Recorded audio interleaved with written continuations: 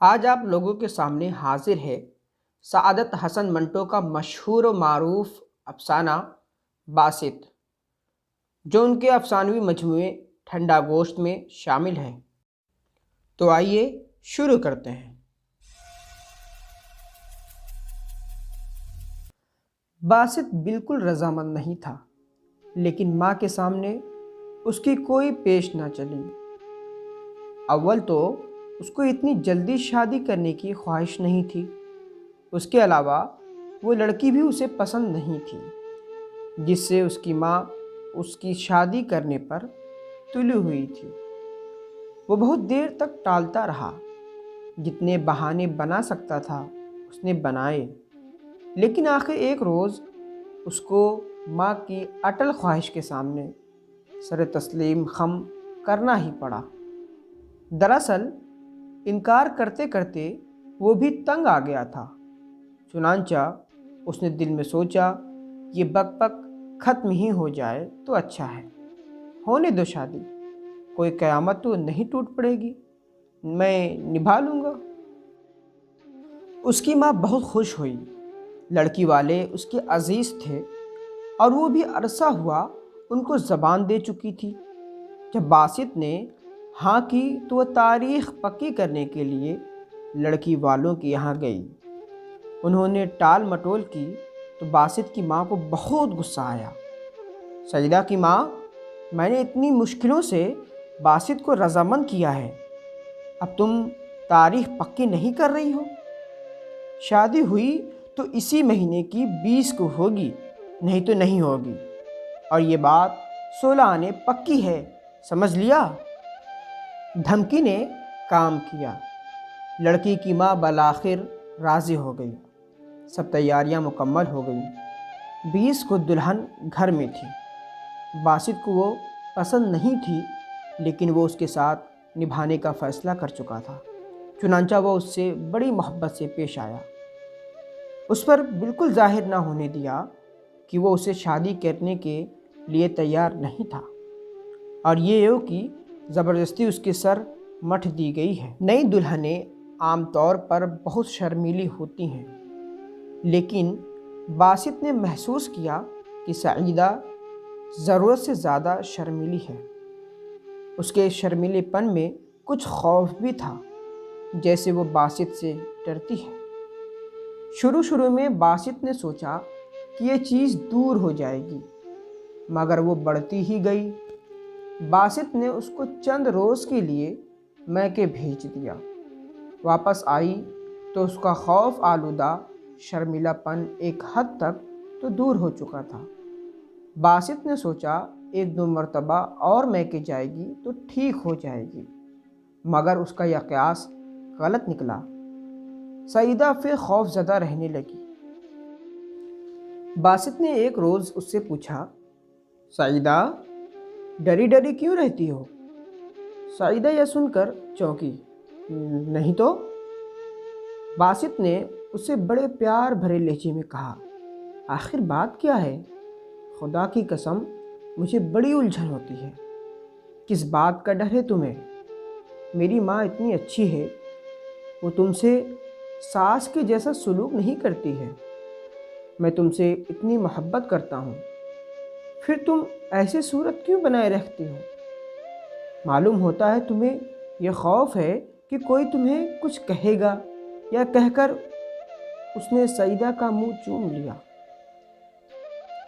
سعیدہ خاموش رہی، اس کی آنکھیں البتہ اور زیادہ خوفزدہ ہو گئیں۔ باسط نے اس کو اور پیار کیا اور کہا، تمہیں ہر وقت ہنستی رہنا چاہیے، لو اب ذرا ہنسو، ہنسو میری جان۔ سعیدہ نے ہنسنے کی کوشش کی۔ باسط نے پیار سے اس کو تھپکی دی۔ شاباش، اسی طرح مسکراتا ہوا چہرہ ہونا چاہیے ہر وقت۔ باسط کی یہ محبت ظاہر ہے کہ بالکل مصنوعی تھی، کیونکہ سعیدہ کے لیے اس کے دل میں کوئی جگہ نہیں تھی، لیکن وہ صرف اپنی ماں کے خاطر چاہتا تھا کہ سعیدہ سے اس کا رشتہ ناکام ثابت نہ ہو۔ اس کی ماں اپنی شکست کبھی برداشت نہ کر سکتی۔ اس نے اپنی زندگی میں شکست کا منہ دیکھا ہی نہیں تھا، اس لیے باسط کی انتہائی کوشش یہی تھی کہ سعیدہ سے اس کی نبھ جائے۔ چنانچہ اپنے دل میں سعیدہ کے لیے اس نے بڑے خلوص کے ساتھ مصنوعی محبت پیدا کر لی تھی۔ اس کی ہر آشائش کا خیال رکھتا تھا، اپنی ماں سے سعیدہ کی چھوٹی سی چھوٹی بات کی تعریف کرتا تھا۔ جب وہ محسوس کرتا کہ اس کی ماں بہت مطمئن ہے، اس بات سے مطمئن ہے کہ اس نے باسط کا رشتہ ٹھیک جگہ کیا ہے، تو اس کو دلی خوشی ہوتی۔ شادی کو 1 مہینہ ہو گیا۔ اس دوران میں سعیدہ کئی مرتبہ میکے گئی۔ باسط کو اس پر کوئی اعتراض نہیں تھا۔ وہ سمجھتا تھا کہ یہاں اس کا خوف آلودہ شرمیلا پن دور ہو جائے گا، مگر ایسا نہ ہوا۔ یہ دن بدن بڑھتا چلا جا رہا تھا۔ اب تو سعیدہ وحشت زدہ دکھائی دیتی تھی۔ باسط حیران تھا کہ بات کیا ہے۔ اس کے بارے میں اس نے اپنی ماں سے کوئی بات نہ کی، اس لیے کہ اسے یقین تھا کہ وہ اس کو ڈانٹ پلاتی۔ بکواس نہ کرو، مجھے معلوم تھا تم ضرور ایک روز اس میں کیڑے ڈالو گے، باسط نے سعیدہ ہی سے کہا۔ میری جان، تم بتاتی کیوں نہیں؟ سعیدہ چونک اٹھی۔ جی؟ اس کے چونکنے پر باسط نے یوں محسوس کیا جیسے اس نے سعیدہ کے کسی دکھتی رگ پر زور سے ہاتھ رکھ دیا تھا۔ لہجے میں اور زیادہ پیار بھر کے اس نے کہا، میں نے پوچھا تھا کہ اب تم اور زیادہ خوف زدہ رہنے لگی ہو، آخر بات کیا ہے؟ سعیدہ نے تھوڑے توقف کے بعد جواب دیا، بات تو کچھ بھی نہیں، میں ذرا بیمار ہوں۔ کیا بیماری ہے؟ تم نے مجھ سے کبھی ذکر نہیں کیا۔ سعیدہ نے دوپٹے کے کنارے کو انگلی پر لپیٹتے ہوئے جواب دیا، امی جان علاج کرا رہی ہیں میرا، جلدی ٹھیک ہو جاؤں گی۔ باسط نے سعیدہ سے اور دلچسپی لینا شروع کی تو اس نے دیکھا کہ وہ ہر روز چھپ کر کوئی دوا کھاتی ہے۔ ایک دن جب وہ اپنے قفل لگے ٹرنک سے دوا نکال کر کھانے والی تھی، وہ اس کے پاس پہنچ گیا۔ وہ زور سے چونکی، صفوف کی کھلی ہوئی پڑیا اس کے ہاتھ سے گر پڑی۔ باسط نے اس سے پوچھا، یہ دوا کھاتی ہو؟ سعیدہ نے تھوک نگل کر جواب دیا، ہاں، امی جان نے حکیم صاحب سے منگوائی تھی۔ کچھ افاقہ ہے اس سے؟ جی ہاں۔ تو کھاؤ، اگر آرام نہ آئے تو مجھ سے کہنا، میں ڈاکٹر کے پاس لے چلوں گا۔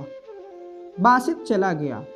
اس نے سوچا، اچھا ہے، کوئی علاج تو ہو رہا ہے، خدا کرے اچھی ہو جائے۔